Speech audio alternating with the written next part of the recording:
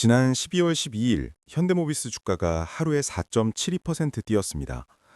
물론 주가는 항상 여러 요인이 같이 움직이지만 이날 현대모비스 오른 이유는 로보틱스 신사업 기대감과 주주 환원 정책이었습니다. 특히 신한투자증권 리포트가 주목을 받았는데 여기서 나온 표현이 오늘 이야기의 출발점입니다. 로보틱스 AI 신사업 진행 과정에서 단기적으로 주가 변동성이 발생할 수 있다. 다만 확실한 주주 환원 정책이 변동폭을 줄여줄 전망. 현대모비스가 로봇 산업을 과연 잘할 수 있을지, 증권사는 왜 조심하라고 한 건지 하나씩 살펴보겠습니다. 주가가 4%나 올랐다는 건 그 리포트가 기본적으로는 긍정적인 해석을 받았다는 뜻이죠. 그런데 여기서 한 가지가 걸립니다. 보통 긍정적인 리포트는 목표가 상향, 업황 개선, 실적 상향 같은 표현을 쓰는데요. 이 리포트는 그런 방향의 문장도 있지만 동시에 변동성이라는 단어를 꺼냅니다. 즉, 좋게 본다와 조심할 포인트가 있다를 같이 말한 셈이에요. 이걸 일상적인 상황으로 바꿔보면 이런 느낌입니다. 장기적으로는 좋은 계획인데 진행 과정은 매끄럽지 않을 수 있다. 그러니까 결과가 나쁘다는 얘기가 아니라 과정에서 출렁임이 생길 수 있다는 말을 미리 붙여둔 거죠. 그래서 질문이 자연스럽게 이어집니다. 그럼 변동성은 왜 생길까요? 핵심은 로보틱스, AI 같은 신사업이 현재 실적보다 미래 기대에 의해 평가되는 구간이라는 점입니다. 신사업 초입에는 공통적인 구조가 있습니다. 첫째, 지금 당장 손익계산서에서 크게 잡히는 매출이나 이익이 많지 않습니다. 둘째, 대신 R&D, 투자계획, 조직 신설 같은 진행 뉴스가 먼저 나옵니다. 셋째, 시장은 그 뉴스를 보고 될 것 같다, 아직 멀었다 같은 해석을 덧붙입니다. 이때 주가는 숫자보다 해석에 먼저 반응합니다. 그래서 어떤 날은 미래 기대로 확 오르고 어떤 날은 현실 점검으로 확 꺾이기도 합니다. 이 출렁임을 리포트에서는 단기 변동성이라는 한 단어로 정리한 겁니다. 그렇다면 여기서 이런 질문이 나옵니다. 변동성이 생길 수 있다는 건 알겠는데 그럼 이 로봇 사업 자체는 얼마나 설득력이 있느냐는 거죠. 현대모비스의 로봇 사업을 볼 때 중요한 포인트는 로봇을 만든다라는 말보다 어떤 역할로 들어가려 하느냐입니다.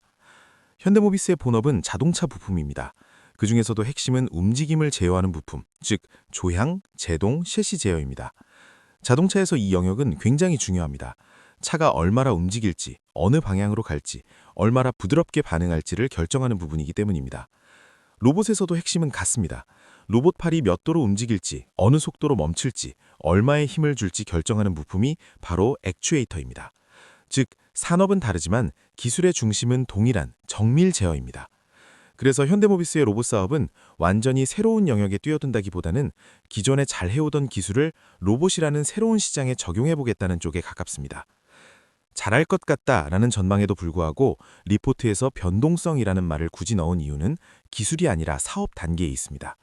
자동차 부품 사업은 이미 고객도 있고 물량도 있고 실적이 숫자로 바로 찍히는 사업입니다. 반면 로봇 사업은 아직 그렇지 않습니다.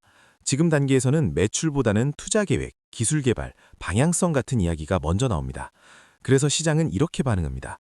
그림은 좋은데 이게 언제 돈으로 연결될지는 아직 모르겠다. 이럴 때 주가는 기대가 커지면 빠르게 오르고 기대가 식으면 빠르게 식습니다. 그럼 이런 변동성 국면에서 우리는 뭘 보고 판단해야 할까요? 문제는 이겁니다. 신사업 국면에서는 실적이라는 기준점이 아직 약하다는 거예요. 실적이 뚜렷한 종목은 분기 숫자가 나오면 어느 정도 정리가 됩니다. 그런데 로봇처럼 아직 투자 단계인 사업은 주가가 뉴스, 이벤트, 해석에 더 많이 반응합니다. 이럴 때 단순히 가격만 보면 항상 결과를 뒤늦게 보게 됩니다. 이미 오르고 나서 아 좋네, 이미 빠지고 나서 아 불안하네 이렇게 되기 쉽습니다. 그래서 이런 국면에서는 오르냐 내리냐보다 지금 시장이 얼마나 민감해져 있는지, 즉 리스크의 크기를 같이 보는 게 도움이 됩니다. RWI나 EWI 같은 지표는 미래를 맞히는 도구라기보다는 이 종목이 지금 조용한 상태인지 아니면 작은 뉴스에도 크게 흔들릴 상태인지를 보여주는 참고자료에 가깝습니다. 이걸 알고 사례를 보면 같은 이벤트라도 왜 어떤 날은 조용히 지나가고 어떤 날은 크게 움직였는지가 조금 더 잘 보입니다. 이제 실제 숫자를 보겠습니다. 가격이 하락 추세일 때 리스크가 올라가면 가격의 하락폭이 커질 수 있습니다. 이 추세를 현대모비스의 9월 말 주가에서 확인해 보겠습니다. 9월 24일 주가는 30만 8천 원, 마이너스 1.28%, RWI는 0.0059, EWI는 0.073이었습니다. 다음 날인 9월 25일 RWI가 0.092로 올라가면서 주가는 30만 1,000원, 마이너스 2.27% 하락폭이 커집니다.